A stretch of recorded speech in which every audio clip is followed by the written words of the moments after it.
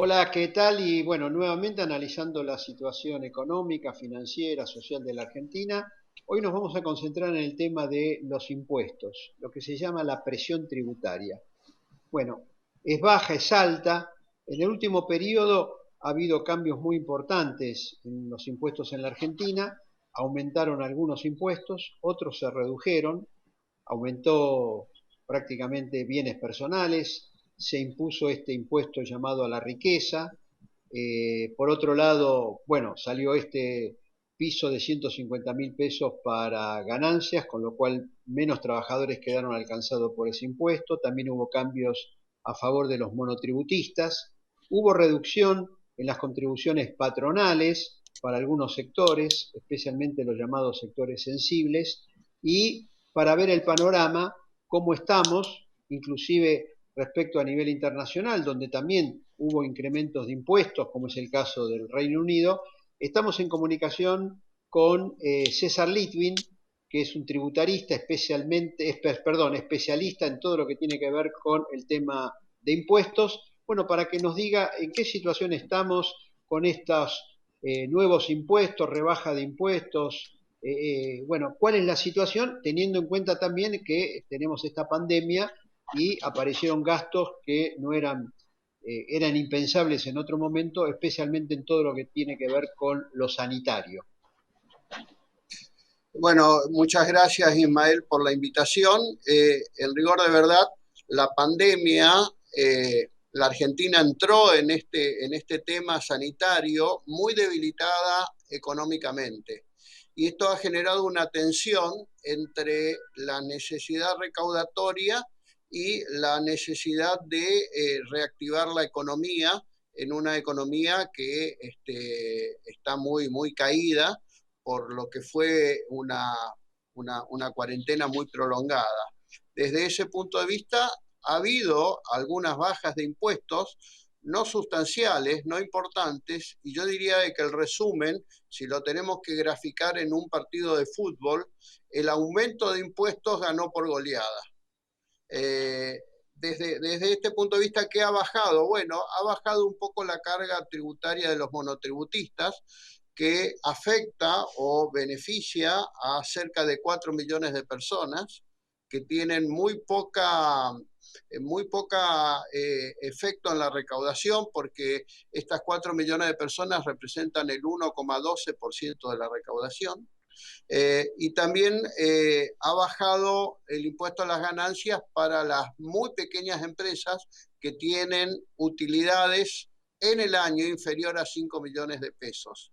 El resto yo diría que fue desde el 1 de enero del 2020 en adelante, esto ha sido un constante aumento de impuestos. Por ejemplo, se Ahora creó el el tema de impuesto para... ganancias, disculpe, y Sí, ganancias para las personas, para trabajadores en relación de dependencia, sí, ese piso de 150.000, sí. que según el Ahí, gobierno ahí, dice que hay 1.200.000 personas que dejaron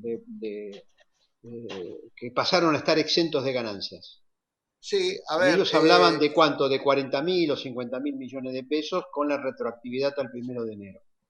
sí, esto está bien que lo acote. Esto es, se ha incrementado una deducción especial, no los mínimos no imponibles, no las cargas de familia, no las tablas de alícuotas, sino que se ha puesto una frontera para decir, el que gana hasta 150.000 pesos brutos, que de bolsillo son 124.500, no pagan ganancias. No importa si es soltero, casado, tiene 4 hijos o no tiene hijos, hasta esa cifra no se paga. ¿Qué pasa?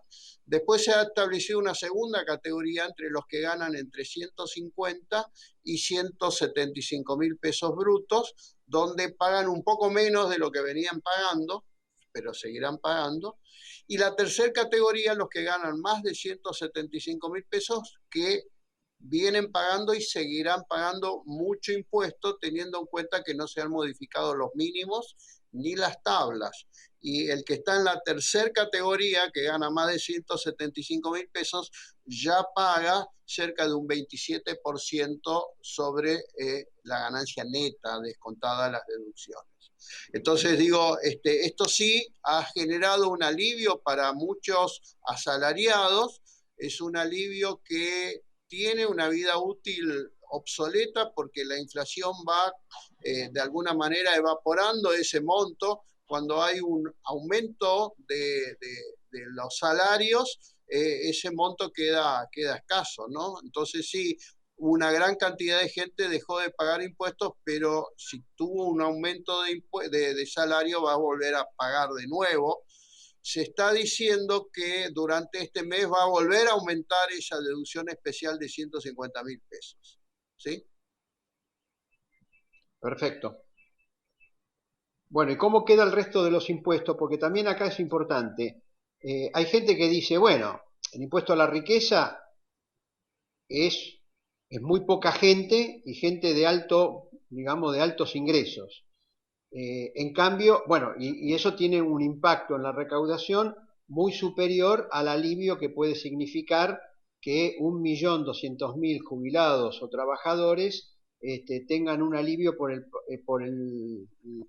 el piso ese salarial de 150.000 que podría ser elevado a 180.000 en el curso de este mes.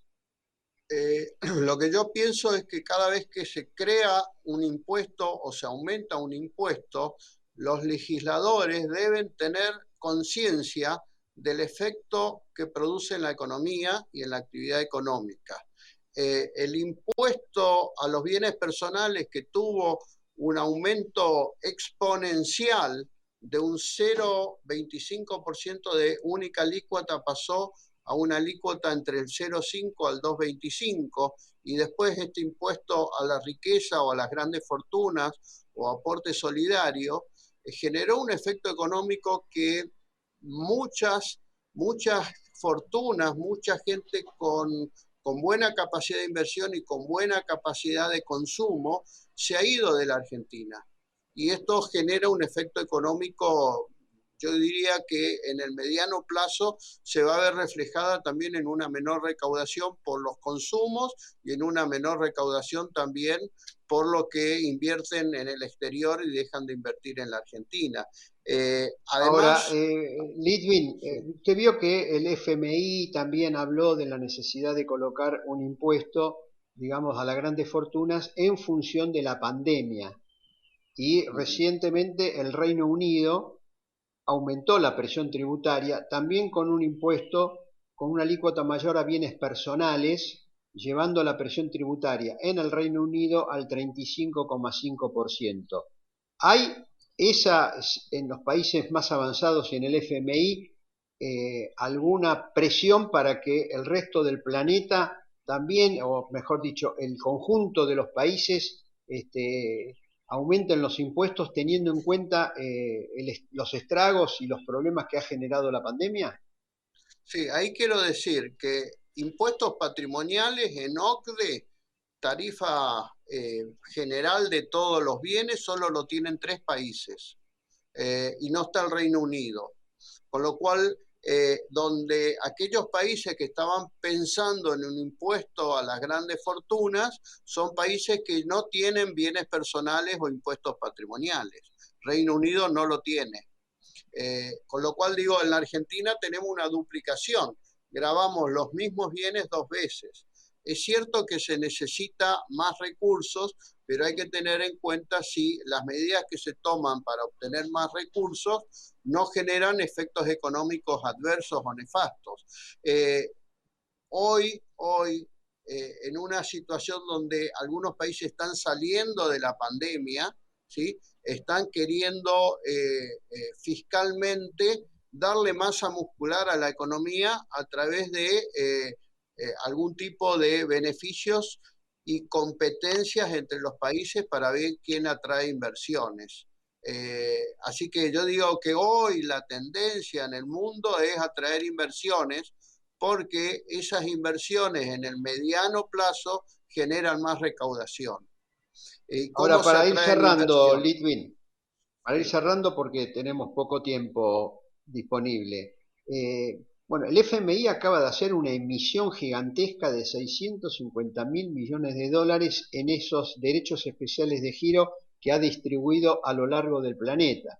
Y después cuando uno ve la Reserva Federal de Estados Unidos, y otros países también ha hecho una gran emisión justamente para ver si podían estimular el gasto frente, lógicamente, a la terrible debacle de la economía que ha afectado prácticamente a todo el planeta, tantos países menos desarrollados como los países más desarrollados. No estamos en una situación de tipo excepcional justamente por la pandemia, teniendo en cuenta además que esta pandemia podría agravarse, bueno, por el virus Delta y otros virus que están nuevamente acechando, especialmente en el hemisferio norte en la actualidad. Sí, sí, seguramente estamos en una situación de excepción, es una situación nunca vivida, ha habido un choque de oferta y demanda que ha generado, además del tema sanitario, una problemática económica, financiera para las empresas y para los países. Y desde ese punto de vista, la ventaja que tienen otros países que no tienen la Argentina es que pueden endeudarse. Es decir, la Argentina no tiene crédito público, más allá de lo que ha recibido recientemente del Fondo Monetario, que fue más bien un regalo.